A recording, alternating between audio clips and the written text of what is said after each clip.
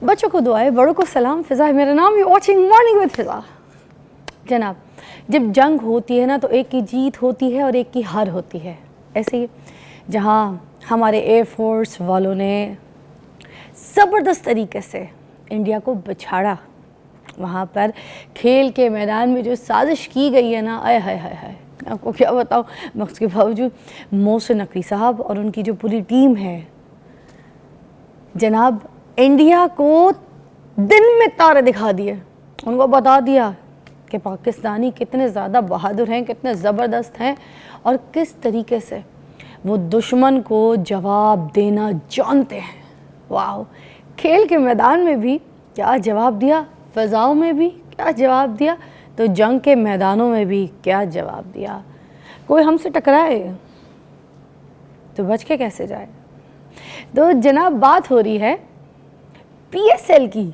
Yes, और जिस जज्बे के साथ पीएसएल का इनेकाद हुआ, ठीक है, जो इंडिया ने जो साजिश की थी ना पीएसएल रुकवाने की, मिसाइलों से कोशिश की, ड्रोन से कोशिश की, और एक दफ़ा तो ये भी हुआ कि पीएसएल को रोक कर दुबई लेके जाने की बातें भी शुरू कर दी थी। मगर उसके बावजूद मोहसिन नकवी साहब जो थे, वज़ीर आज़म शहबाज शरीफ साहब जो हैं, उनको फील्ड मार्शल जो है हमारे जनरल आसिम मुनीर साहब जो हैं, उनको तो रुजू किया और इन सब लोगों ने कौम का जज्बा जो है वो बढ़ाया और इस तरीके से जो हमारा खेल का मैदान जो है वो दोबारा आबाद हुआ। और लाहौरियों, अब जो है आपको बहुत बहुत मुबारक हो। लाहौर कलंदर जो है वो कोयटा ग्लैडिएटर को तीसरी मर्तबा हरा कर तीसरी बार यू कैन सी के पीसीएल की फातिहा बन गई है। वाह, पीएसएल 10 के जो फाइनल में कोयटा ग्लैडिएटर को 6 विकेटों से हरा दिया है ना, ये बड़ा अच्छा खेला है। और लाहौर में ये मैच खेला गया और कोयटा ग्लैडिएटर ने जो है ना ये फ़ैसला भी किया था कि हम जो है ना बैटिंग का फ़ैसला करेंगे। मगर कोयटा ने पहले खेलते हुए मुकर्रर 20 ओवर में जो है ना ऑलरेडी 9 विकेट के नुकसान पर, अगर आप कहें कि 201 रन आराम से बना लिए थे। तो लाहौर कलंदर की जानिब से जो है शाहीन आफरीदी साहब जो हैं, उन्होंने 3 विकेटें, ठीक है, सलमान मिर्ज़ा और हारिस रऊफ़ ने 2-2 विकेटें भी हासिल की। जनाब, फिर ये भी हुआ कि लाहौर कलंदर ने 202 रन का हदफ जो है वो आखिरी ओवर की 5वीं गेंद पर हासिल कर लिया। सोचिए कितना सनसनीखेज़ और दिलचस्प मैच होगा ये। हो, तो पीएसएल के हवाले से जो मोहसिन नकवी साहब हैं, हमारे जो चेयरमैन पीसीबी हैं, उन्होंने इजहार तशक्कुर किया है। उन्होंने कहा कि अल्लाह ताला के हुजूर जो मैं सर्वसुजूद हूँ, ठीक है। उन्होंने कहा कि पीएसएल की पूरी टीम जो है, उनकी दिन रात की जो एफ़र्ट मेहनत है उसका मैं बहुत बहुत तहे दिल से शुक्रिया अदा करता हूँ। ये पाक आर्मी, ये रेंजर्स, ठीक है, पुलिस और इंतज़ामिया की अनथक मेहनत का नतीजा है। पाक आर्मी, एयरफोर्स और नेवी की जुर्रत और बहादुरी को उन्होंने खराज तहसीन भी पेश किया। स्टेडियम में आकर मैच देखना है और तीनों फोर्सेस की भरपूर हौसला अफजाई करने पर field marshal general Syed Asim Munir साहब के एयर चीफ जो ज़हीर अहमद बाबर साहब हैं, नेवल चीफ जो है उनका भी खुसूसी शुक्रिया अदा किया। उन्होंने कहा कि पीएसएल 10 की जो कामयाबी है अमन की जीत है, पाकिस्तान की जीत है। शायकीन क्रिकेट के जो लोग हैं उन्होंने जो जोश व खरोश दिखाया उसका कोई जोड़ नहीं था। वाकई उनमें कोई खौफ नहीं था। ग्राउंड में आए, ग्राउंड में खेले। तो उन्होंने ये भी कहा कि रावलपिंडी के जो क्रिकेट स्टेडियम की जो तकरीब थी उसमें हमले के बाद पीएसएल 10 का जो दोबारा आगाज़ है ना वो बहुत ज़्यादा चैलेंजिंग था। तो उन्होंने ये भी कहा कि दुश्मन को जो है एक और महाज पर शिकस्त दी गई है पाकिस्तान की जानिब से। तो ये बहुत ज़बरदस्त था। अब आते हैं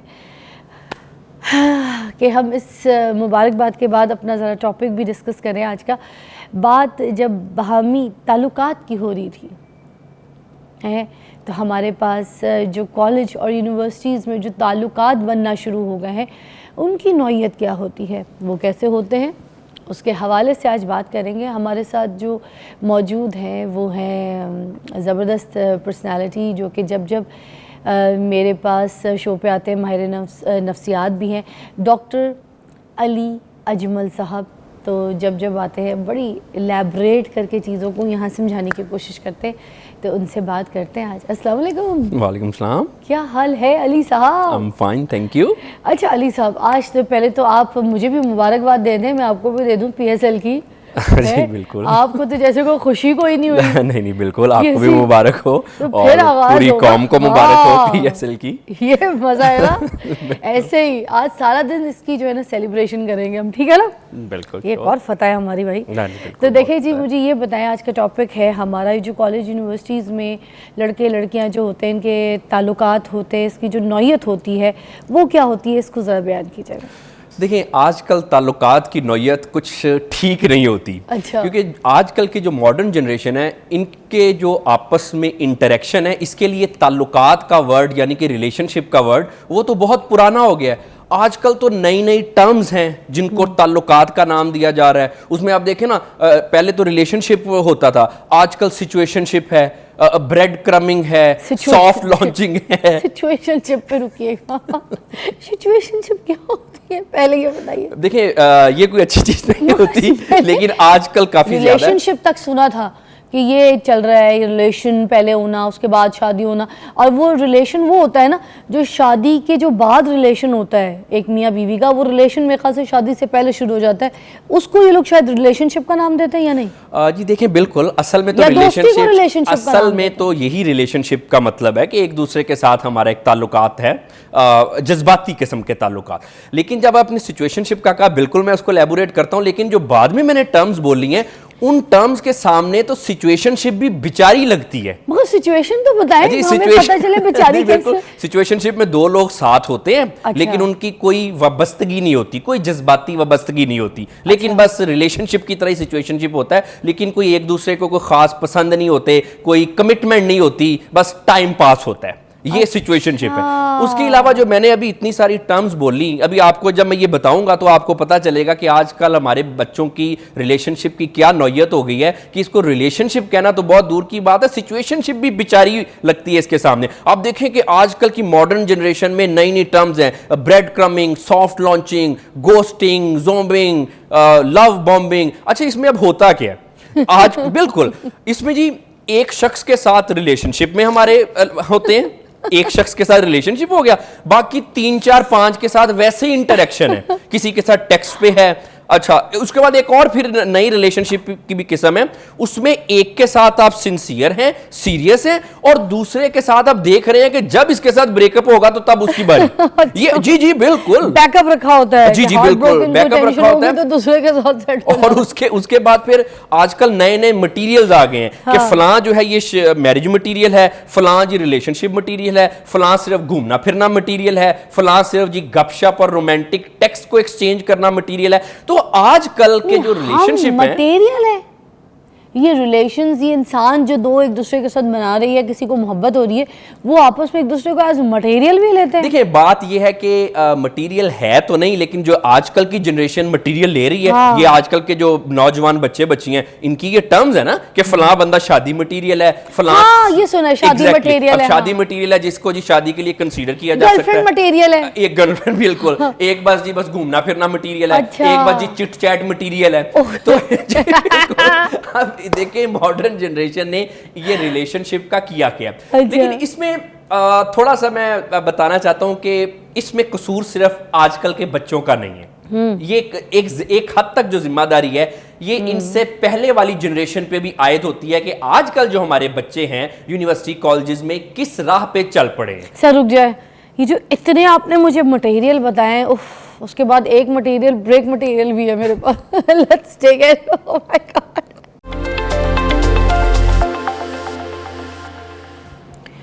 अच्छा, आज हमारे पास डॉक्टर अली हैं और हम ये जो लड़के लड़की जो होती है उनके ताल्लुकात होते हैं कॉलेज यूनिवर्सिटीज़ में, उसके ऊपर बात करें।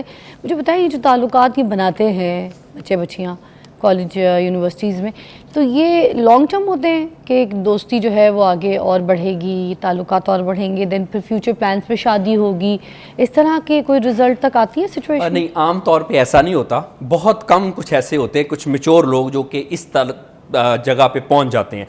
अदरवाइज क्या होता है, रिलेशनशिप ब्रेकअप, फिर अगला रिलेशनशिप, उसके बाद फिर ब्रेकअप, उसके बाद फिर अगला रिलेशनशिप, फिर ब्रेकअप, उसके बाद ब्रेकअप करते करते आजकल लड़के लड़कियों का दिमाग इस तरह का पहुंच गया, उस सिचुएशन में पहुंच गया है कि फिर ये ताल्लुकात बनाने के काबिल ही नहीं रहते, क्योंकि धोखे मिल गए ना। अब क्या हुआ, अक्सर कहते हैं मेरा दिल टूट गया था। आजकल दिल बहुत टूटते हैं, और पहले तो एक दफा टूटता था, आजकल बाय द वे मोहब्बत भी बच्चों को बार बार होती है, और उसके बाद फिर इनके दिल भी बार बार टूटते हैं।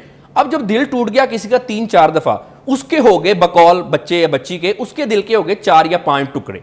अब उसने क्या करना है, अब उसने हर टुकड़ा जो है वो एक एक को देना है, बिल्कुल धोखा देना है। क्योंकि देखिए, इसमें एक चीज समझे कि मैं समझता हूं कि ये जो मोहब्बत प्यार में ब्रेकअप में ये धोखे वगैरह होते हैं ना, ये माँ के पेट से कोई धोखेबाज नहीं होता, माँ के पेट से कोई धोखा नहीं देता। होता ये कि उसको धोखे मिलते हैं, मगर जेनेटिक भी कुछ होता है, थोड़ा बहुत तो बहरहाल अब्बा ऐसा था तो बेटा भी ऐसा निकला, थोड़ा बहुत तो बहरहाल फर्क तो पड़ता बेटी है, में भी आएगा। लेकिन ज्यादातर मामलात में ऐसा ही होता है कि अब मुझे क्योंकि धोखे मिल गए, अब मैंने लोगों को भी धोखे देने हैं, फिर जिन्होंने मेरे हाथ से धोखे खाए अब वो जाके दूसरों को धोखे देंगे। तो ये इस तरह से ये चीजें चलती रहेंगी, ब्रेकअप रिलेशनशिप।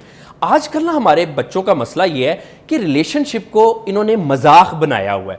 समझ ही नहीं आ रही कि ये जो चीजें हैं आप लोग आग से खेल रहे हैं। ये आपका जब ब्रेकअप होता है ना, ये कोई इतनी अच्छी चीज नहीं होती, आप उसको फन में तो लेते हैं, लेकिन इसके दूर रसा आपकी जिंदगियों पे असरात होते हैं और बुरे असरात होते हैं। फिर आते हैं डॉक्टर साहब डिप्रेशन हो गया, क्यों क्या हुआ जी, उसने मुझे धोखा दे दिया था। अच्छा, फिर मैंने पहले उसको दिया था, फिर उसने मुझे दे दिया, फिर उसने किसी और को दे दिया। तो इस तरह से ये सर्कल चलता रहता है। लेकिन इसमें मैं आपको एक बात बताऊं, ये सारा कुछ जितनी भी बेरारवी आजकल फैली हुई है हमारे माशरे में, ये किसकी वजह से हो रही है? एक लफ्ज मोहब्बत, प्यार, इश्क। ये नौजवान बच्चे बच्चियां जो कुछ भी कर रहे हैं, ये अपने आप मगर सर देखिए, ये मोहब्बत प्यार इश्क ये सारा कुछ खुमार ये तो पहले भी हो रहा था ना। बहुत मतलब आप अगर देखें कि जो हमारी हिस्ट्री देख लें तो उधर से भी चलता आ रहा है, मगर सोशल मीडिया पे मैं ये कहती हूँ कि मुझे लगता है इसकी वजह से ज़्यादा हो रहा है। देखिए, इसकी वजह से बिल्कुल ज़्यादा हो रहा है, और जहाँ तक आपने हिस्ट्री की बात की उस पर भी मैं बात करता हूँ। देखिए, बात यह है कि आजकल हमारे बच्चे बच्चियों को इस तरह से बेरारवी के जो नहज पे पहुंचाने में हमसे पहले वाली जनरेशन का एक बहुत बड़ा रोल है। हम जिम्मेदार हैं, एक हद तक मैं भी जिम्मेदार हूं इस चीज़ का, क्योंकि हमने अपनी यंगस्टर बच्चों को अवेयरनेस नहीं दी कि बेटा बेटी ये जो आप फील कर रहे हैं ये है क्या। अभी जब हमने मोहब्बत प्यार इश्क की बात की, दिखने में कितने अच्छे अच्छे वर्ड्स हैं, ऑब्वियसली अच्छे वर्ड्स ही हैं, लेकिन है क्या कि हमने अपने बच्चे बच्चियों को ये बताया नहीं कि जब आप टीन एज में आते हैं या इससे आगे आपकी उम्र बढ़ती है तो कुछ जैसे बॉडी में हार्मोनल चेंजेस होते हैं, उसी तरह से आप कुछ जज्बात को महसूस करते हैं। जब हम बच्चे थे, हम इस एज में थे, तो हमने भी इन जज्बात को महसूस किया, ये एक नॉर्मल चीज है। अब इसमें एक लाइन है कि इसमें बेहतर क्या है और खराबी कहां से शुरू होती है। देखिए, अगर किसी बच्चे बच्ची को उसके माँ बाप समझाएं कि ये एक नॉर्मल है, एक फितरी जज्बा है, इसको आप ग्लैमराइज और रोमांटिसाइज करने की कोई जरूरत नहीं है। अगर आपको कोई पसंद है और आप उसके बारे में सीरियस हैं, तो आप अपने घर वालों से बात करते हैं, उसमें निकाह का पैगाम भेजते हैं, जो भी मामलात हैं, इसकी इजाजत है, हमें माशरा भी देता है, इस्लाम भी देता है। उसमें क्या होता है, मैं आपको बताऊंगा, उसमें क्या होता है, यहां तक तो ठीक है। अगर माँ बाप राजी हैं आपके इस रिलेशनशिप से शादी के मामले में, तो फिर आपको शादी हो जाती है। लेकिन इसमें बात यह है, अगर माँ बाप राजी हैं, आजकल के बच्चे बच्चियां क्या समझते हैं, हमसे ज्यादा तो अक्लमंदी कोई नहीं है, हमारी जो मोहब्बत है वो ही मोहब्बत है, ये लैला मजनू की क्या मोहब्बत थी जो मुझे हुई है, मेरे माँ बाप को क्या इस चीज की समझ। लेकिन ये बच्चे ये नहीं समझते कि आपके माँ बाप भी कभी 20 साल के थे। आज जो आपको 20 साल की बेस पे मोहब्बत होगी, आपने जीने मरने के कस्में खा ली, वादे कर लिए और माँ बाप आपको कहते हैं कि हम एग्री नहीं है, वो इस वजह से कहते हैं कि 20 साल की उम्र में किसी को देख के किसी को कुछ वजूहात की बिना पर आपने पसंद किया था, जब आपने शादी हो जानी है 30 साल के हो जाना है तब आपको आपके पार्टनर से कोई और चीज डिमांड करेंगे, 40 में कोई और चीज डिमांड करेंगे, इसी वजह से तो फिर ये रिलेशनशिप टिकते नहीं है। माँ बाप 30 के भी हुए, 40 के भी हुए, 50 के भी हुए, उनको पता है सही क्या गलत क्या। तो बच्चे बच्चियों को ये चाहिए कि ये जो अगर आप फील कर रहे हैं कोई रिलेशनशिप है, पसंद की शादी भी आपने करनी है,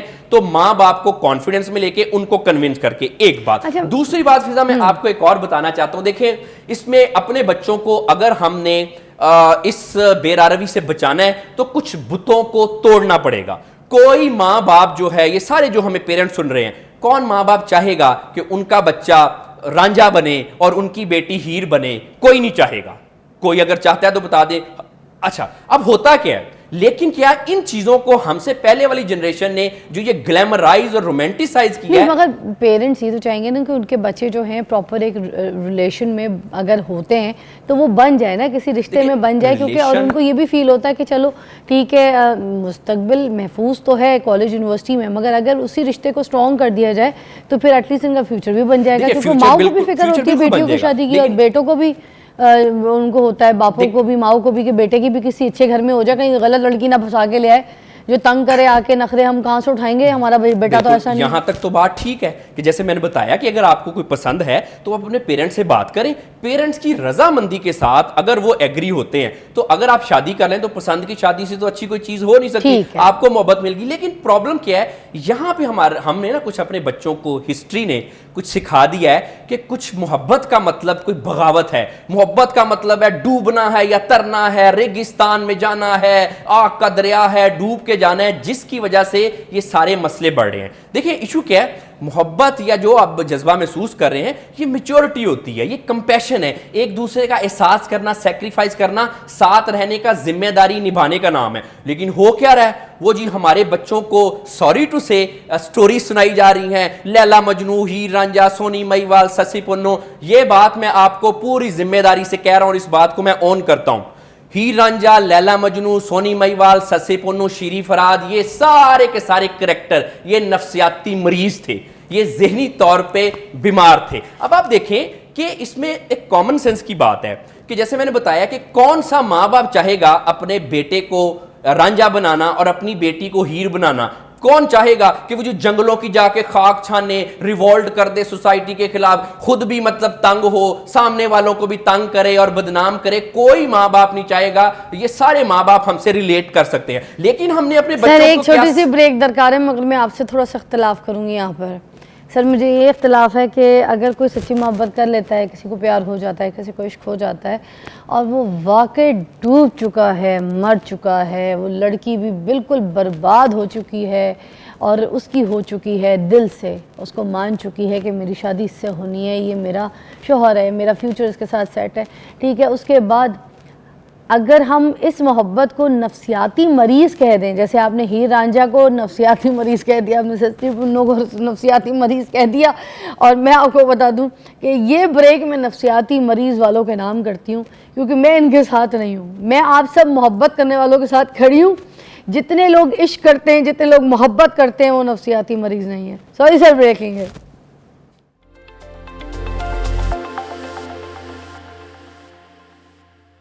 अच्छा डॉक्टर अली, अब ये जो सोशल मीडिया पे लड़की यूरोप से है, अफ्रीका से है, लड़का पाकिस्तान से है, इश्क हो गया, अब इश्क में वो पागलों से इधर आ जाए, पागलपन में इधर आ जाएगी, लड़का उधर चला जाएगा, ठीक है, या फिर यूनिवर्सिटी के जो स्टूडेंट्स हैं वो सोशल मीडिया पे आके फिर इश्क हो गया उनको, रिलेशनशिप फेसबुक पे, सोशल मीडिया पे बन गया, फिर वो मज़ीद गहरा हो गया, ठीक है, फिर वो चलते चलते आगे लिविंग रिलेशन में पहुंच गया, फिर आपस में उनके जो बाहमी ताल्लुकात हैं उसकी वीडियोस भी लीक हो गई।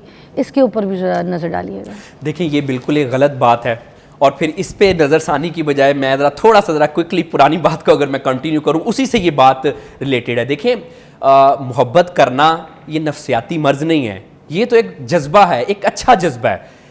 मोहब्बत करने वाले नफसियाती मरीज नहीं है, लेकिन मोहब्बत में ये जैसे वीडियोस वगैरह शेयर करने वाले, इस हद तक जाने वाले, वो रेगिस्तान की, सहराओं की खाक छानने वाले, ये देखिए ये नफसियाती मर्ज है। मगर ये सर मुझे लगता है ब्रेक में ना आपका सॉफ्टवेयर अपडेट हो गया, आपने पहले कोई और बात की थी अब कुछ और। मगर मैं आपको ये कहना चाह रही हूँ कि वो जो मसला है ना, जिस बात पे आप बात करें, उससे जिसको आप मोहब्बत का नाम देने के बाद कह रहे हैं ना कि नफसियाती मरीज़ हैं वो लोग, तो ये मैं आपको समझाने की कोशिश कर रही हूँ कि जो मोहब्बत है ना वो खालिस है, वो प्योर है, वो पाक है, अच्छी है।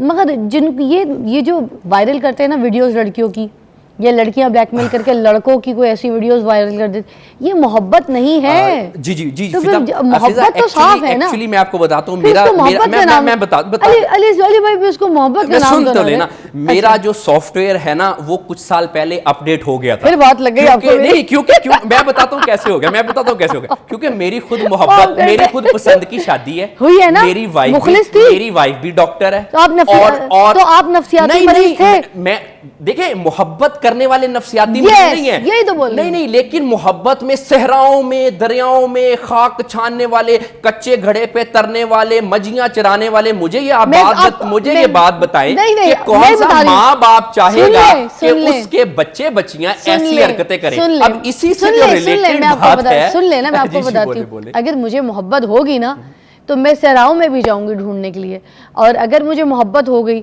जिससे मोहब्बत हो गई, अगर वो तकलीफ में है ना, तो मैं अपनी बस पूरी कोशिश करूंगी कि उसको तकलीफ से निकालूं, चाहे मुझे दुनिया के किसी भी कोने में भागना पड़े, दौड़ना पड़े उसके लिए। अच्छी बात है। और इसी तरह यहाँ तक बात मोहब्बत की अच्छी बात है, और ख्याल करना और सेक्रीफाइस करना तो शादी के बाद भी होती है, बिल्कुल होती है, असल में शादी के बाद है। अगर शादी के बाद अब देखें कोई अगर क्या कहती हूँ मैं, नेवी में है, किसी जहाज में गए, कोई ऐसी जगहों पे कहीं फंस गए, कोई पायलट है, कहीं जहाज कहीं और लैंड करना पड़ गया, वो फंस गए, महीना 2 महीना हो गया, कोई ऐसी, तो बीवी परेशान होगी, पागल होगी, होना चाहिए, मोहब्बत में होगी उसकी। ये मोहब्बत है, बिल्कुल बीवी को पागल होना चाहिए अपने हस्बैंड के लिए, एक दूसरे के लिए सैक्रिफाइस करना, सेल्फलेस होना, ये मोहब्बत है। लेकिन मैं पता किस मोहब्बत की बात कर रहा हूँ कि लड़का लड़की है ना, माँ बाप की मोहब्बत की तो कोई परवाह ही नहीं है, लड़का है पसंद आ गया, जानू मानू, रेगिस्तान की सहराओं में भी जाऊंगी, सोसाइटी को भी कुछ खातिर खान में नहीं रखा, उसके अलावा माँ बाप की भी कोई नहीं है, करियर की भी कोई फिक्र नहीं है, सिर्फ मोहब्बत में जी, जिसको हम कहते हैं मोहब्बत अंधी होती है,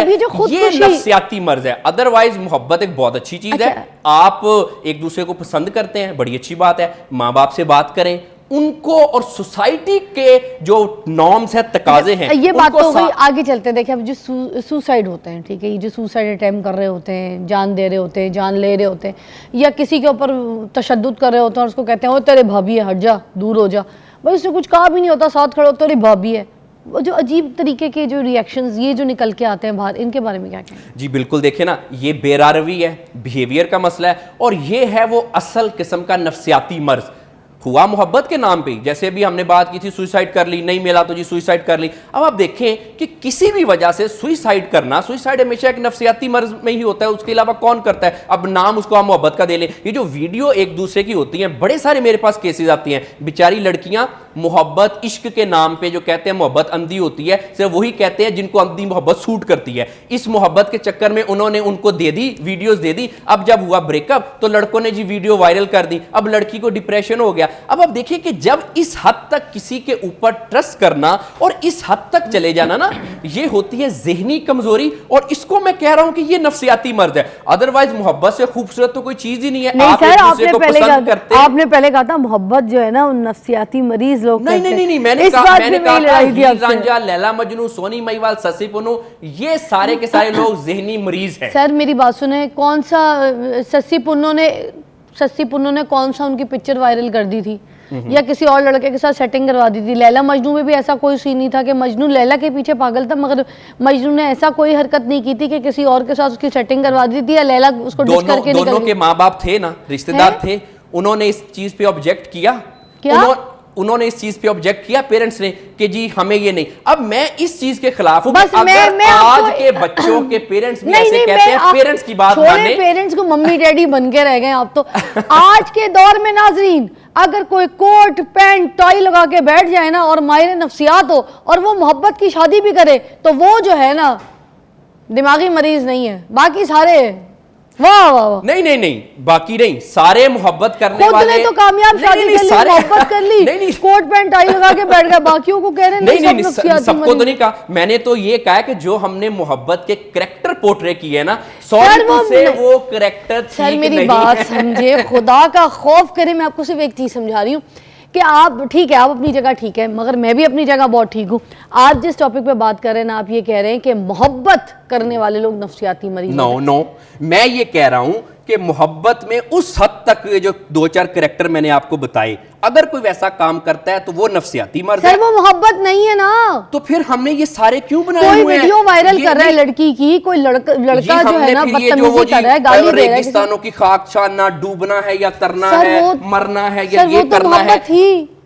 तो और हम किसको मोहब्बत कहते हैं? तो वो तो ये लोगों तो ने उसको नफ्सियाती मरीज तो मत नहीं, कहना, नहीं। वो लोग नफ्सियाती मरीज तो नहीं थे। वो बिल्कुल थे, लेकिन मोहब्बत करने वाले नफ्सियाती मरीज नहीं है। जो आजकल कर रहे हैं, ठीक तरह से कर रहे हैं ना, वो कोई नफ्सियाती मरीज नहीं है। और खुद ने- मैं उनको हाँ हाँ बिल्कुल, खुद मजनू भी है, खुद नहीं, ने नहीं, सारा नहीं, कुछ। मैं खुद मजनू नहीं हूँ। आजकल बेसिकली के- बात यह है कि देखें, मैंने जैसे आजकल- बताया, मेरे चले मैं आपको बताता हूँ। वैसे मेरी बात सुने, टाइम खत्म हो गया, आजकल के लैला मजनू पे मट्टी डालें। बस मुझे एक बात समझ आ गई, कोई अगर माहिर नफ्सियात है, कोट पैंट टाई पहना है, तो वो जो है ना नफ्सियाती मरीज नहीं है, उसकी मोहब्बत सही है, बाकी सबकी नहीं, गलत है। सबकी मैं नहीं बात सबकी कर- मोहब्बत break ठीक ले, है फिर। break ले।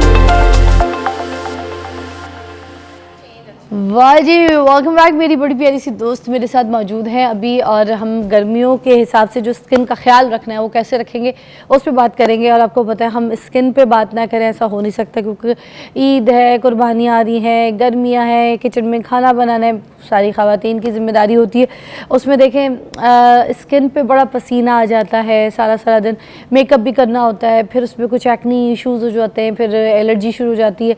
क्या क्या और ऐसे मसाइल जो हमें स्किन से रिलेट होते हैं, उसके ऊपर बात करेंगे। आपकी कॉल्स भी शामिल करेंगे। अगर आपको डॉक्टर मरियम से कुछ पूछना है अपने स्किन से रिलेटेड तो आप पूछ सकते हैं। डर्मेटोलॉजिस्ट हैं मरियम जी, क्या हाल है? मैं ठीक हूँ, आप कैसी हैं? शुक्र अल्हम्दुलिल्लाह।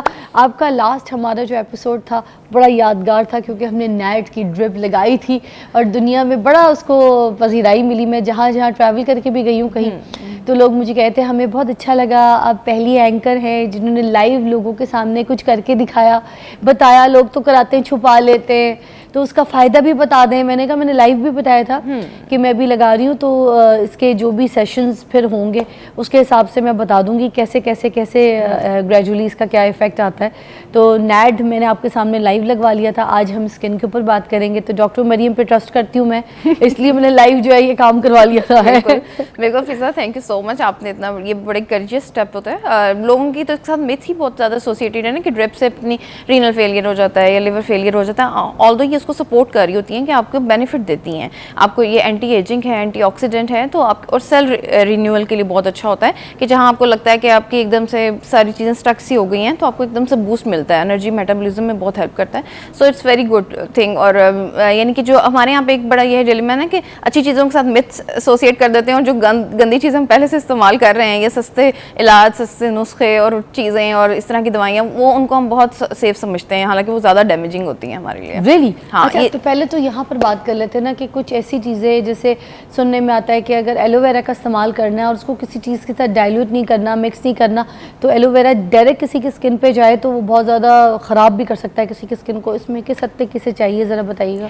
अच्छा, एलोवेरा जो है वो बहुत एक अच्छा नेचुरल सोर्स है आपका, बहुत अच्छा मॉइस्चराइजर के तौर पर भी इसे इस्तेमाल कर सकते हैं, और किसी भी सूदिंग मास्क बना के आप इसको एज ए यूज़ कर सकते हैं। अकेला भी या किसी चीज़ के साथ? अकेला भी यूज़ कर सकते हैं, और किसी भी चीज़ के साथ अगर आपने मिक्स करना है तो कोशिश करनी है कोई भी एसिडिक, यानी जैसे लेमन के साथ मिक्स करने का रवाज है, या हल्दी, इस तरह की चीज़ों के साथ ना करें। सिंपल रोज़ वाटर, ग्लिसरीन, बस इस तरह की चीज़ों के साथ लगा के मिक्स करके आप इसको इस्तेमाल कर सकते हैं। अच्छा। और इसके लिए कोशिश करें कि आजकल अब तो बहुत सस्ते जो है ना एलोवेरा जेल्स मिल रहे हैं, तो एलोवेरा तो सनब्लॉक भी है ना? हाँ, एलोवेरा एक नेचुरल सनब्लॉक है, और प्लस जब ये जो आजकल सन टैनिंग हो जाती है, तो उसमें सबसे अच्छा स्किन पैक आप इसके तौर पर इस्तेमाल कर सकते हैं कि आप एक अच्छा एलोवेरा जेल फ्रीज़र में रख लें, और उसको थोड़ा सा लेके चाहे आप ग्लिसरीन के साथ मिक्स कर लें, रोज़ रोज़ वाटर के साथ मिक्स कर लें और आप इसको 5 से 10 मिनट के लिए फेस पे लगाएं, डेली लगाएं। टैनिंग में भी बहुत हेल्प करता है और आपके एकदम से आके वो जो गर्मी स्किन में जमा हुई होती है उसको भी बड़ा हद तक अच्छा, कम मैं कर तो देता है। एलोवेरा खाती भी हूँ, मुझे बहुत पसंद है। मैंने आंवला के साथ मिक्स करके बड़ा खाया हुआ है।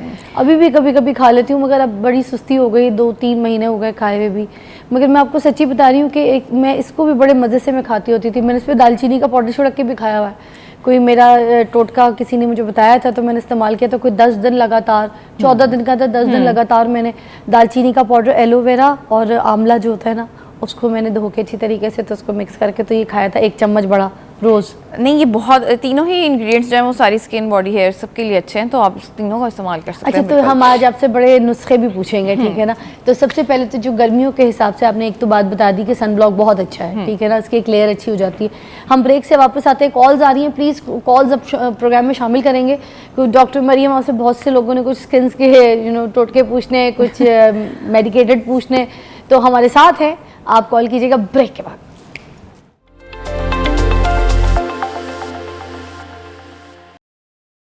ओके जी, हम बात कर रहे हैं डॉक्टर मरियम से। आपकी कॉल्स भी प्रोग्राम में शामिल करेंगे, गर्मियों में क्या इश्यूज हो जाते हैं स्किन के ऊपर। अच्छा, ये जो पहले लोग थे इतना ख्याल नहीं रखते थे अपना, मगर अब सबको समझ आ गई है, सबको पता है हाइलुरोनिक इस्तेमाल करो तो नरम रहेगी, मॉइस्चराइज रहेगी स्किन।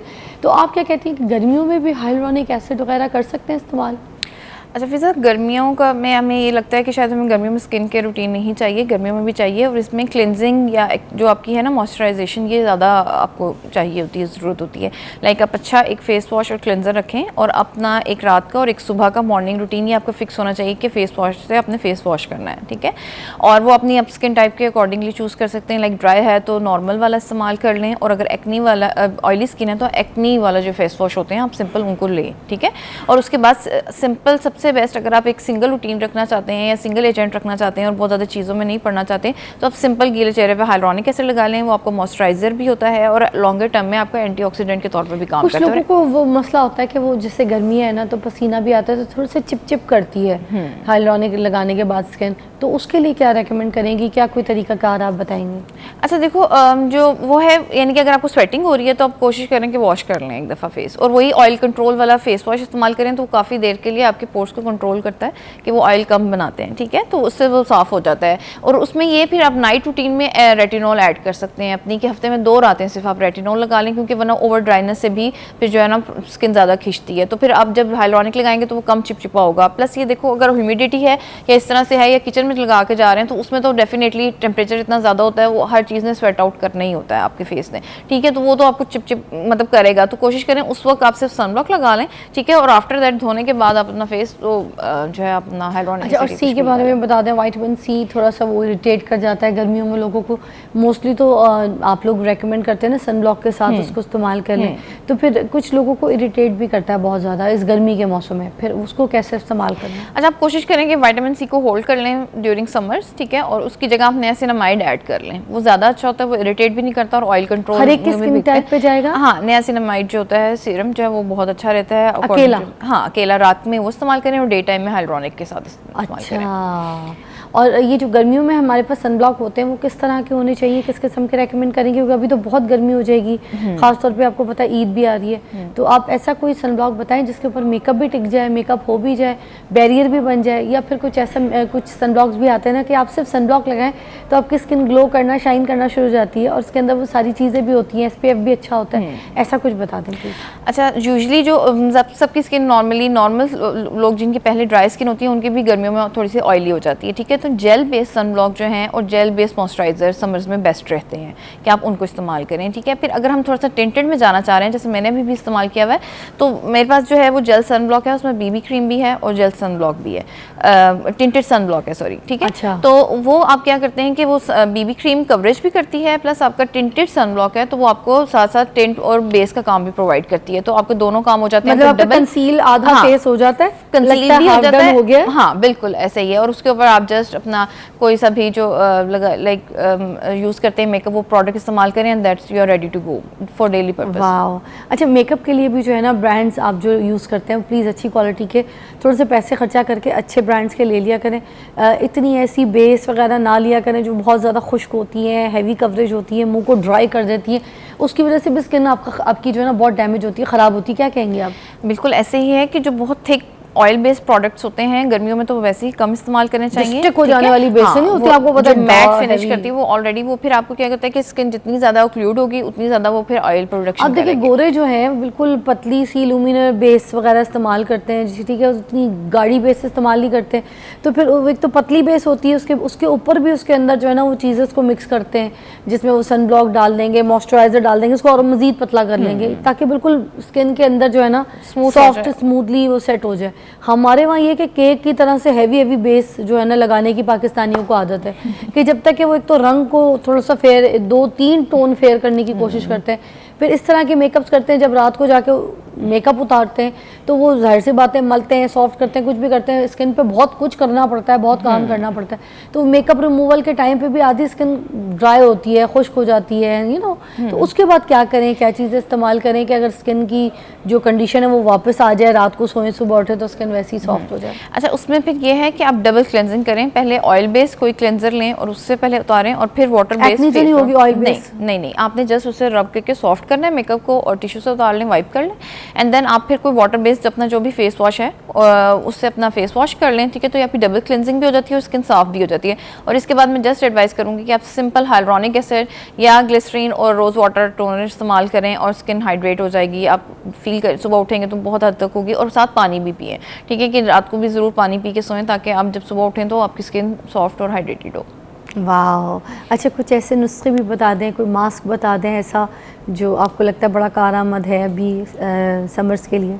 अच्छा, समय में मैं फिर वही कहूँगी कि हम बहुत ज़्यादा चीज़ें इस तरह की एडवाइस नहीं करते, लेकिन जैसे ग्लिसरीन है, ग्लिसरीन के साथ आप रोज़ वाटर ठंडा करके आप उसको रात को या ऐसे फ्रिज में रख लें और उसको कई दफ़ा दिन में आप स्प्रे कर सकते हैं, तो बहुत अच्छा टोनर है। आपका ऑयल भी डेफिनेटली ठंडा होता है तो एकदम स्किन को सूट भी करता है और थोड़ा सा पोर्स भी श्रिंक हो जाते हैं, ठीक है। और नंबर 2 आई विल से कि आप जो एलोवेरा है, ठीक है, एलोवेरा मेडिकेटेड लें और उसके अंदर अगर आपकी ज़्यादा ड्राई स्किन है तो आप एक विटामिन ई का कैप्सूल डाल लें, ठीक है। अदरवाइज आप जस्ट इसमें जो है ना सिंपल रोज़ वाटर का इस्तेमाल करें और उसको रात को लगाएं और सुबह में वॉश कर लें, ठीक है, तो आप देखेंगे कि स्किन बहुत सॉफ्ट और शाइनी हो जाएगी। कोई ऐसी ग्लोइंग ड्रिंक भी हमें बताइए ताकि वो भी हमारे पास होनी चाहिए, कोई ऐसी ड्रिंक जो आपको लगता है किसी फ्रूट से या फिर किसी सब्जियों से आपको लगे कि ये ज़रूर हमें अपनी लाइफस्टाइल में पीना चाहिए, चेंज लेकर आएगी हमारी स्किन में कुछ। अच्छा, अब आजकल जो फ्रूट्स आ रहे हैं उनके अंदर लाइक वाटरमेलन है, इसमें पानी का कंटेंट बहुत ज़्यादा होता है, तो खत्म हुआ है मेरा वाटरमेलन। हाँ, तो इसमें हल्का सा काला नमक था, हाँ, नींबू था, ठीक ये है, बहुत अच्छी ड्रिंक थोड़ा है। सा शहद भी था, मीठा था जबकि वाटरमेलन, मगर बड़ा गट हेल्थ के लिए अच्छा होता है वाटरमेलन। अभी मैं पी के पूरा देखा खत्म किया। आप कुकम्बर, खीरा एक जो है वो काट के या ग्राइंड करके उसका जूस भी पी सकते हैं। इसके अलावा जो पीच आ रहा है, पीच छिलके समेत, वो उसका जूस भी बहुत अच्छा होता है, स्किन को बहुत शाइनी, और आप रेगुलर इस्तेमाल करेंगे तो आप देखेंगे कि गट हेल्थ भी बेहतर होती है और आपकी स्किन भी बहुत शाइन करती है। आहा, वाह, ज़बरदस्त। एक ब्रेक लेते हैं, ब्रेक के बाद आपको दोबारा ज्वाइन करेंगे, मगर उससे पहले एक और मैं आपसे चीज़ पूछ लूँ। कुछ लोग ना अपने चेहरे को गर्मियों में ना बहुत ज़्यादा स्क्रब की तरह रगड़ लेते हैं किसी भी चीज़ को लेके, चाहे कोई हर्बल चीज़ से या फिर ऐसी कोई कॉस्मेटिक कोई ऐसी मेडिकेटेड कोई चीज़ लेंगे जिसमें थोड़ा सा स्क्रब होगा, कुछ होगा, तो गर्मियों में उनको लगता है कि उनके ना पोर्स खुलेंगे, साफ़ होंगे तो वो ठीक हो जाएगी सिचुएशन। तो ये जो इतना स्क्रबिंग करते हैं उसके बाद स्किन डैमेज नहीं हो जाती? अच्छा, स्क्रबिंग अब हम बिल्कुल भी अलाउ नहीं करते। स्क्रबिंग के बजाय हम वही कहते हैं कि आप सॉफ्ट पैक्स जो फेस मास्क हैं या शीट मास्क आते हैं, आप कोई अच्छा शीट मास्क भी इस्तेमाल कर सकते हैं, बट स्क्रबिंग, रगड़ना स्किन को और कोई भी ऐसी चीज़ जिसमें दाने हों, ठीक है, उनको इस्तेमाल करना वो फिजिकल एक्सफोलिएटर हो जाता है और उससे क्या होती है, आपकी स्किन रप्चर होती है। जब स्किन का बैरियर फटेगा, ख़राब होगा, तो क्या होगा, स्किन के अंदर एयर भी ट्रैप होती है, डस्ट भी ट्रैप होती है और उससे भी मज़ीद वाइट हेड्स, ब्लैक हेड्स बनते हैं। तो उसके बजाय आप सिंपल क्लेंजिंग, डबल क्लेंजिंग करें। अगर आपको ज़्यादा शौक है, डबल क्लेंजिंग करें या ज़रूरत है, ठीक है, और उसके ऊपर आप अच्छा सा एक अपना सिंपल मॉइस्चराइजर लगाएं। ग्लाइकोलिक एसिड वगैरह इन सब चीज़ों से पीलिंग अगर करनी है तो इनसे कर सकते हैं? अच्छा, मैं आपको सजेस्ट करूँगी घर पे बिल्कुल भी खुद से पीलिंग ना करें, ठीक है, क्योंकि ये सम टाइम ये होता है कि आपको पता नहीं चल रहा होता कि कितनी देर लगानी है या कितनी देर अब्जॉर्ब हो गई है, और फिर आजकल जितना टेम्परेचर है और आप बाहर निकलते हैं तो आपकी स्किन पे एकदम से सनबर्न हो जाता है। तो बहुत सारे पेशेंट ऐसे आ रहे हैं जो कि एट होम ये वाले एसिड्स ट्राई करते हैं और फिर क्या होता है कि सन टैनिंग या सनबर्न के साथ आते हैं। चेहरे को एसिड्स sunblock की आदत नहीं डालनी चाहिए। नहीं देखिए चाहिए। उन्होंने तो अपनी दुकान बेचनी है, चलानी है, वो तो आपको बोलेंगे ये लगाओ ये लगाओ ये लगाओ। अच्छा, और वो जो आप देख रहे होते हैं ना, ये बड़े पीआर दे दे के सेलिब्रिटीज़ को, लोगों को ना ये अपने प्रोडक्ट करवा रहे होते हैं, और वो प्रोडक्ट जो है ना बहाने में वो रख दिए जाते हैं और बीच में। अच्छा, और जानबूझ के ऐसे सेगमेंट्स रखे जाते हैं, आज तुम्हारे पर्स में क्या है, हमने ये शो रखा है। अब उस पर्स में जानबूझ के जो ब्रांड वाले ने पैसे दिए ना, वो रखवा दिया जाएगा प्रोडक्ट, ठीक है। अब वो प्रोडक्ट रखवा दिया, कोई सी भी क्रीम या कोई वो, अच्छा यार ये कौन सी प्रोडक्ट है, ये तो मैंने देखी भी नहीं थी, दिखाओ यार। अब जबकि होस्ट को सब पता होता है, मगर फिल्म चला के वो प्रोडक्ट जो है बेच दिया जाता है। आम बंदे को लगता है कि भाई ये कोई बहुत ही तोप चीज़ है और ये तो इतनी सस्ती है यार, ये लेते हैं, ये तो बाहर इंपोर्टेड भी नहीं, पाकिस्तानी ब्रांड है, उसने भी तो रखी थी, वो चला रही है, हम भी लगाते हैं। ये बड़ा गलत करते हैं। इसकी वजह से देखें, लोगों ने तो अपनी दुकान बेचनी है, मगर अगर कोई पाकिस्तानी ब्रांड भी है ना, पाकिस्तानी ब्रांड बहुत अच्छे होते हैं, मगर वो इस्तेमाल करें जो आपकी स्किन को सूट करे और जिसके इंग्रेडिएंट सही हो और सही जगह से बनी हो और सही बंदा आपको रेकमेंड कर रहा हो। ताहिरा है हमारे साथ, कॉल पे लेंगे। अस्सलाम वालेकुम ताहिरा, मुझे आवाज़ कम आ रही है आपकी। अस्सलाम वालेकुम। अस्सलाम वालेकुम। जी ताहिरा, क्या कहेंगी? मुझे पूछना था कि मेरे चेहरे पे ना बहुत ज्यादा बाल आते हैं। अच्छा। तो उसके बारे में कुछ बता दीजिए। चेहरे पे बहुत ज़्यादा बाल आते हैं, वो कह रहे हैं। अच्छा ताहिरा, इसमें बहुत सारे फैक्टर्स जो इंपॉर्टेंट होते हैं। सबसे पहले कि आपकी एज क्या है, ठीक है, फिर आपको क्या हार्मोनल इरेगुलेशंस हैं या नहीं है। ताहिरा, इसके जवाब दे दें बेटा। एज 80 to 90 और हार्ट इशू है। हाँ देखें, अगर हार्मोन्स इशू है ना, तो सबसे पहले आपके हार्मोन्स के टेस्ट होने चाहिए और आपको अल्ट्रासाउंड होना चाहिए। PCOS आजकल बहुत कॉमन है, ठीक है, जिसकी वजह से क्या होता है, उसकी एक अलामत होती है कि चेहरे पे थिक बाल आना शुरू हो जाते हैं, और अगर आप टाइमली इसका इलाज करें तो आप इससे बच भी सकते हैं, ठीक है। और इसमें अगर आप एट द होम रेमेडी करना चाहते हैं या वो, तो मायोइनोस्ट्रोल साशेज आते हैं, आप वो पी लें, उससे जो है थोड़े से हार्मोन रेगुलेशन स्टार्ट हो जाती है। दोबारा इनको नाम बता दें। मायोइनोस्ट्रोल साशे, ठीक है। लेकिन मैं फिर भी ये कहूँगी कि अपने हार्मोन्स के टेस्ट करवाएं और अपना अल्ट्रासाउंड करवाएं, और फिर किसी भी डॉक्टर से पूछ के उसको दिखा के अपनी दवाई का इस्तेमाल करें, स्टार्ट करें, क्योंकि देखेंगे कि जैसे ही 1-2 महीने के बाद इनके बालों की ग्रोथ में भी फ़र्क पड़ना शुरू हो जाएगा। Very nice, will take a short break, will be right back. अच्छा जी, हमारे पास मरियम मौजूद है और हम मरियम से पूछेंगे कि गोश्त वगैरह के साथ साथ धोने के बाद अक्सर जल्द खुश्क हो जाती है, ठीक है, तो ऐसे में क्या बेहतरीन तरीका है, क्या बेहतरीन कोई नुस्खा है, कोई क्रीम्स हैं जो हम लगाएं तो कर लें? अच्छा, जो सिंपल, अगर आप जब हम गोश्त धोते हैं बहुत ज़्यादा, तो उसके बाद से वही कि ओवर ड्राइनेस हो जाती है, ठीक है, तो रात में कोशिश करें कि ग्लिसरीन, ठीक है, इस्तेमाल करें। और अगर आप ग्लिसरीन नहीं इस्तेमाल करना चाहते कि आप थोड़ा मेडिकेटेड या इस तरह से चाहते हैं, तो इमोलिएंट्स मिलते हैं बहुत ज़्यादा अच्छे, जो कि आपने लगाने होते हैं और आपका वॉल्यूम जो है ना वो रिस्टोर हो जाता है। तो लुब्रेक्स के नाम से भी आते हैं, हाइड्रेक्स के नाम से भी हैं, क्यूटासॉफ्ट, बहुत सारे हैं जो कि नॉर्मली अवेलेबल हैं और बहुत सस्ती प्राइस में हैं, अच्छी रीज़नेबल, आप बड़े आराम से उसको लेके मतलब उससे अफोर्ड कर सकते हैं और जितना चाहें आप इस्तेमाल कर सकते हैं। कोई ऐसी चीज़ बताएं कि जैसे ईद आ रही है, हर एक को दिल करता है कि उसकी स्किन खूबसूरत मुलायम, अब सारी रात तो कपड़े इस्त्री करने में निकल जाते हैं, ठीक है, बच्चों की तैयारी, जूते मैचिंग, चूड़ियाँ, चीज़ें, किस किस को बुलाना है, सुबह क्या पकाना है, रात को ही जो है ना हांडियाँ आधे आधी हाफ कुक चीज़ें करना शुरू हो जाती हैं, औरतें बहुत बिजी होती हैं हर घर में। तो ऐसी कोई चीज़ जो साथ साथ वो स्किन में भी कर लें और सुबह उठे तो बहुत प्यारा सा चमकता हुआ मुँह लेके उठें? अच्छा, उसमें फेस पैक्स ही हैं अच्छे जो आप रात को लगा सकते हैं, ठीक है, जो हमने पहले भी जैसे बात की कि एलोवेरा सबसे अच्छा नेचुरल कि वो आप लें और वो लगाएं, ठीक है। इसके अलावा आप जो है ना क्या कर सकते हैं कि कुकुम्बर, ठीक है, और पोटैटो जो आलू है उसका, ठीक है, उसका जो जूस निकाल के आप वो लगाएं, वो ओवरनाइट या 15 to 20 मिनट्स में भी आपको बहुत शाइनिंग और टाइट स्किन कर देता है आपकी, तो आपको ज़रा एक स्किन को एकदम से बूस्ट मिल जाता है। वाह, एक मैं भी बताती हूँ, बड़ा अच्छा सा है कि एक है कि जो चुकंदर होता है ना, बीटरूट, उसका जूस निकालें, आपने भी मेरे कहने पर इस्तेमाल करना है, ये मेरा क्योंकि मेरा भी आजमूद है, तो चुकंदर का जूस निकाल लेना है, उसमें आपने थोड़ी सी कॉफ़ी डाल देनी, कॉफ़ी लाइक अगर छोटा 1 चाय का चम्मच या पूरा 1 चाय का चम्मच भी डाल दें तो कोई मसला नहीं है। उसके बाद उसको हल्के हाथों से स्किन को मलना है, बिल्कुल सॉफ्ट जैसे वो मेल्ट हो जाती है ना बिल्कुल कॉफ़ी पीट करते वक्त, उसी तरह से वो सॉफ्ट हो जाएगी, उसी तरह का पेस्ट बन जाएगा। उसको चेहरे पर हार्डली आपने 8 से 10 मिनट रखना, मगर सूखने नहीं देना। कोई भी इस तरीके का प्रोडक्ट जो होता है ना, उसको चेहरे को ड्राई ना कर दीजिएगा, उसके बाद अच्छी तरीके से मुंह धो लीजिएगा। फिर अगर और किसी की बहुत ड्राई स्किन है तो उसको दही के अंदर डाल के इस्तेमाल कीजिएगा, यही चुकंदर के जूस को। उसके बाद वो शाइन ग्लो भी जो है ना एक एकदम से इफेक्ट आएगा। ये गर्मियों में भी आप ट्राई करके देखेंगे, जहाँ इतने सारे मरियम ने बताया, एक छोटा सा मेरा वाला भी इस्तेमाल करके देखिएगा, बहुत अच्छी हो जाती है स्किन। चुकंदर मुझे बहुत सूट करता है, चुकंदर का जूस, कोई भी चीज़, क्योंकि सेफ है ना, फराल भी लगा लेती है, तो घर में हम बना ले तो हाँ, फिर इसको दोनों तरीके से इस्तेमाल कर लेते हैं। मतलब चुकंदर के जूस में अल्लाह बख्शी मेरी अम्मी ना बेसन भी देती होती थी, स्कूल से आते थे ना हम लोग, तो इतनी मैं डिप्रेशन में चली जाती थी, आपको पता है मेरे मुंह में इतने दाने, ये सब कुछ गर्मी के इफेक्ट में धूप में चल के जाती थी, 2 बसें बदल के जाती थी स्कूल के लिए ना, तो वो मुझे फिर मैं आती, और चलने की भी रास्ता बहुत ज़्यादा होता था, तो मैं तो बस ऐसी हो गई थी कि मैं वही वाली हो गई थी, शबाना, मेरा बिल्कुल वैसा रंग हो गया था। तो मैं यही कहती हूँ कि मैं एक ज़माने में बिल्कुल ऐसे रंग की थी, और मैं बड़ा कॉन्फिडेंट फील करती थी। उस टाइम पे भी मुझे वो नहीं होता था, मगर ये था कि दाने शाने नहीं, मुझे अच्छे नहीं लगते थे सब कुछ। तो फिर यही चीज़ें कर करके ना अम्मी ने बेसन से मुँह धो, चुकंदर का जूस पिलाती भी थी, और थोड़ा सा फिर अम्मी कहती थी इसमें मिक्स करके जो लगाना है लगाओ। दूध, जो पाउडर वाला दूध नहीं होता वो भी डाल देती थी, जो चीज़ घर में निकलती थी अम्मी कहती थी। तो मैं कहती थी बड़ी सेफ होती हैं ये चीज़ें जो हमारी अम्मियाँ हमें कराती होती थी।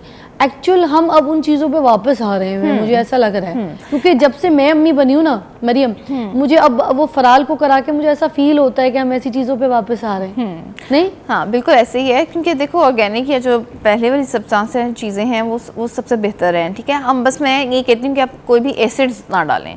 ठीक है, कोई भी जैसे स्पाइसेस होते हैं कि हल्दी डाल दी बहुत ज़्यादा, अगर आपकी स्किन कटी हुई है या सन बर्न हुआ हुआ है और आप आके उसके ऊपर कोई ऐसी चीज़ लगा लें जिससे एकदम से आपकी स्किन इरिटेट हो जाए, तो वो फिर ज़्यादा स्किन को ख़राब कर देती है। उसमें कोशिश करें कि सूदिंग एलिमेंट्स जो आप नॉर्मल घर में अवेलेबल हैं उनसे आप कोशिश करें कि मुंह धो लें।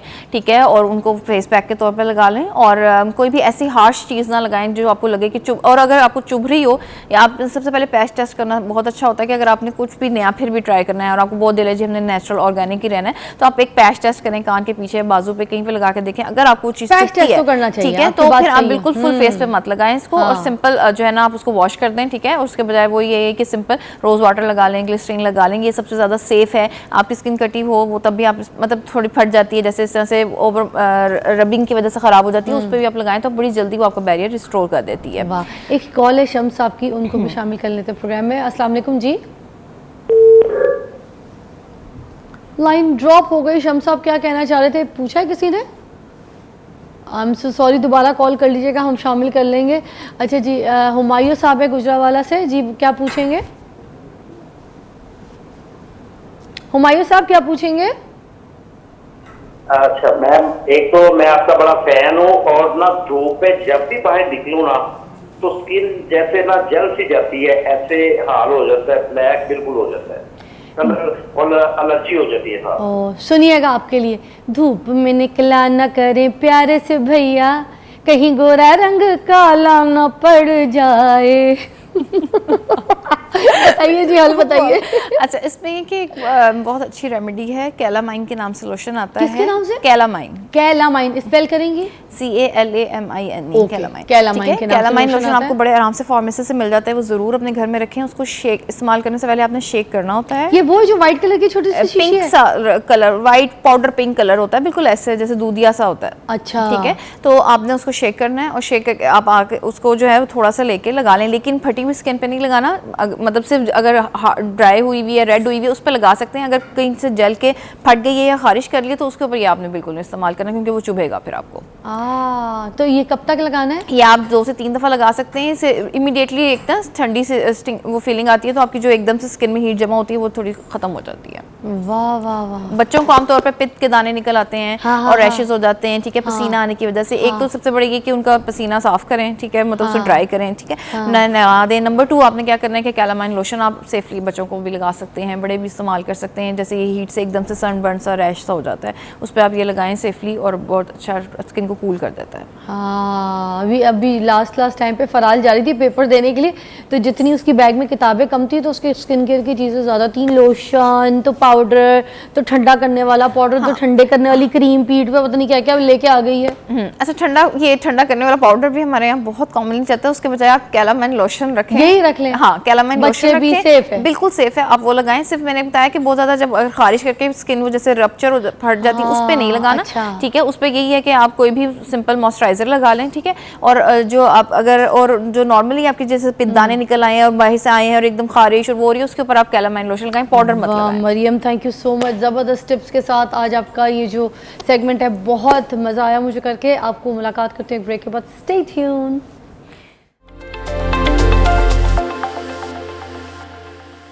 अस्सलाम वालेकुम, डॉक्टर सलमान फिरोज़ मेरे साथ मौजूद हैं और आज जिस मौजू पे हम बात करेंगे और जो हम आपको करके दिखाएंगे यहाँ पे कुछ ऐसी प्रैक्टिस वो ज़रूर देखने वाली हैं। ख़ास तौर पे आज का शो जो है मेरा वो घर बैठी ख़वातीन के लिए है, जिनके पास ना जिम की फैसिलिटीज़ है, जिनके पास ना वक्त है, जिनके अगर कोई जोड़ों में या तकलीफ़ है, जिनको पूरी कोई ना कोई उनको इश्यूज़ रहते हैं अपने बोन से रिलेटेड, अपनी पेन से रिलेटेड, तो वो आज का शो मिस ना करें, क्योंकि हम आज उनको ये प्रॉपर लाइफस्टाइल में एक एडिशन बताएंगे कि घर बैठ के अब अपनी लाइफ में एक्सरसाइज को कैसे ऐड कर सकते, वो भी सिर्फ 5-10 मिनट के अंदर आप उसको बस करें रोज़मर्रा की ज़िंदगी में और अपनी ज़िंदगी को अच्छा करें। क्योंकि एक्सरसाइज एक्टिविटीज़ के बगैर जो है ना, ये आपकी हड्डियाँ नाकारा हो जाती हैं, किसी काम की नहीं रहती हैं।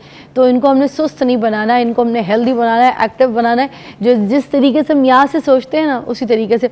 अब देखिए, जापान ने या नहीं चाइना ने एक आई एम नॉट श्योर, मुझे मेरी बेटी बताई थी कल कि एक ऐसी मशीन, एक ऐसी डिवाइस इजाद कर ली है जो कि आप रात को अपने यहाँ पर ऐसे लगा के सो जाएंगे और आपका जो रात भर आप ख्वाब देखेंगे ना, तो वो रिकॉर्ड कर लेगा और सुबह उठ के आप वो ख्वाब देख सकते हैं। और मैंने तो ये भी सुना है कि इसको बड़े बड़े लोग जो हैं इसको ख़रीदने के लिए जो है ऑफ़र कर रहे हैं अच्छे से अच्छे दामों में। अब देखते हैं ये अमेरिका के किसी हाथ में हत्ते लगेगी, मगर ये देखें कहाँ तक तरक्की कर लिए। तो दिमाग हमारा एक्टिव रहता है मगर हम जिस्मानी तौर पे माजूर हो जाते हैं क्योंकि कुछ करते ही नहीं है ना, हरकत करते हैं। तो आज हरकत में बरकत है, काम करेंगे, एक्टिव होंगे। अस्सलाम वालेकुम, कैसे हैं सलमान भाई? अस्सलाम जी, अल्हम्दुलिल्लाह। सलमान भाई, सबसे पहले तो आप खुद बताएं आज क्या शो लेकर आए, क्या चीज़ें बताएंगे आज आप? अच्छा, आज का जो शो है स्पेसिफिकली हमने घरेलू ख़वातीन के हवाले से डिज़ाइन किया है कि घरेलू ख़वातीन जो स्पेसिफिकली जिम नहीं जा सकती, घर रहकर ही एक्सरसाइजेस करनी है, तो कौन सी ऐसी वर्जिशें जो कर सकें। अब देखें, घर के अंदर जो घरेलू खातून होती है उसकी जिम्मेदारी ये होती है कि सारे घर के लिए टाइम निकालती हैं, बच्चों के लुक आफ्टर, बड़ों के लुक आफ्टर, सारे घर को उन्होंने संभाला होता है, अपने लिए 5 मिनट भी नहीं निकालती। और वो ये भी बोलती रहती है कि जो हम कर रही हैं मेरी एक्सरसाइज ही तो है। तो प्लीज़ ये तो समझा दे लोगों को जो घर के काम है वो एक्सरसाइज नहीं है। हाँ, हदीस शरीफ है कि अमाल का दारोमदार नीयतों पर है। एक्सरसाइज का फ़ायदा आपको सिर्फ तब होगा जब आपकी नीयत बाकायदा तौर पे एक्सरसाइज की होगी। जब हम सारे दिन घर में चल रहे हैं उसका इतना फ़ायदा नहीं है। वैसे जनरली फ़ायदा तो है, लेकिन एक्सरसाइज का बेनिफिट हासिल करने के लिए आपको चाहिए ये कि स्पेसिफिक टाइम निकाल के ये मैं जी 10 मिनट के लिए वर्जिश करने लगी हूँ। अब जो आपके जिस्म के अंदर हार्मोनल चेंजेस आएंगे वो चेंज होंगे जो आप वैसे सारे दिन में एक्टिविटी कर रही हैं। तो वर्जिश के लिए सबसे पहले तो नियत करनी है कि जी मैं वर्जिश के लिए टाइम निकाल रही हूँ। अच्छा, वर्जिश वो होती है ना जिससे हार्ट रेट, पल्स रेट थोड़ा सा तेज़ होता है। एक्सरसाइजेज में भी टाइप्स होती हैं। अच्छा, कुछ ये जोन 2 एक्सरसाइज की आप बात जैसे करें, अब जिसके एक अंदर एक्सरसाइज तो हमें अल्लाह ताला की तरफ से भी मिल गई ना। आपने देखा होगा जो 5 वक्त नमाजी बंदा है जो मस्जिद जाता है, चल के जाता है मस्जिद की अजान सुन के, आपने नोट किया होगा कि उसका पेट नहीं होगा। ठीक है ना, अल्लाह ताला की तरफ से वो एक ऐसी एक्सरसाइज है कि एक तो मस्जिद के कदम चल के जाना, अल्लाह ने उसमें वैसी सवाब रख दिया। ठीक है, उसके बाद वहाँ पे जाके नमाज पढ़ना, तो ऊपर से हेड टू टो एटलीस्ट उसकी जो है स्ट्रेचेस हो रहे हैं, एक्सरसाइज हो रही।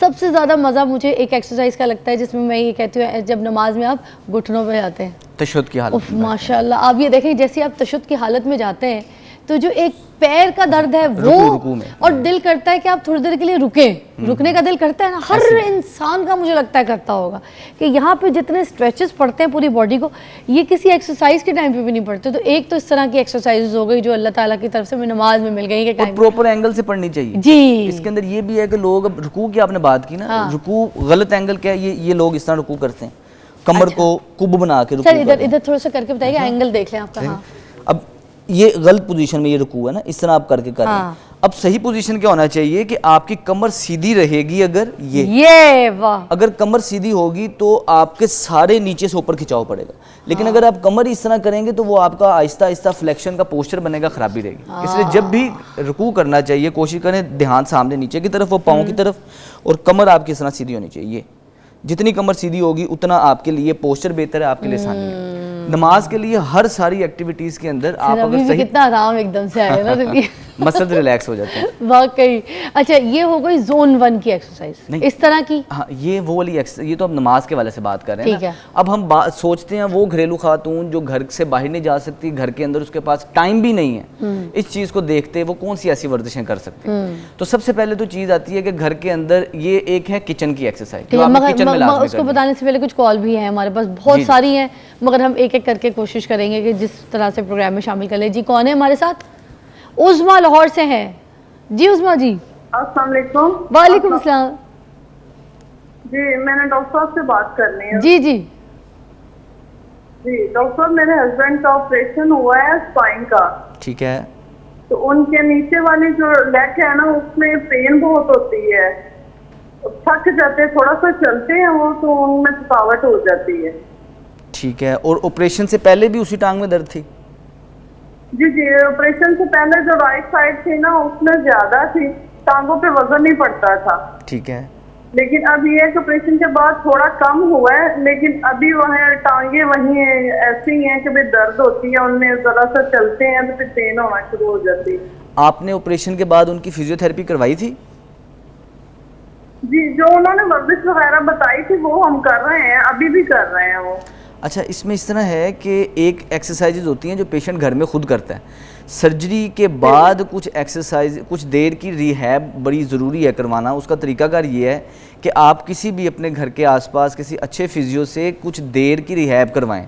कितनी देर की? कम से कम भी 2 से 4 मंथ उन्हें फिजियोथेरेपिस्ट की सुपरविजन में एक्सरसाइजेज की ज़रूरत है, यानी कि फिजियोथेरेपिस्ट ने खुद करवाए, चाहे घर बुला के करवा लें, चाहे आप थेरेपी के किसी अच्छे क्लिनिक में जाके करवा लें। लेकिन ये है कि आपको फिजियोथेरेपिस्ट की सुपरविजन में एक्सरसाइजेज करवानी ज़रूरी है, क्योंकि अभी भी जो टांग में दर्द आ रही है ये इस चीज़ की निशानी है कि नर्व के ऊपर, नस के ऊपर दबाव अभी भी मौजूद है, वो ठीक नहीं हुआ।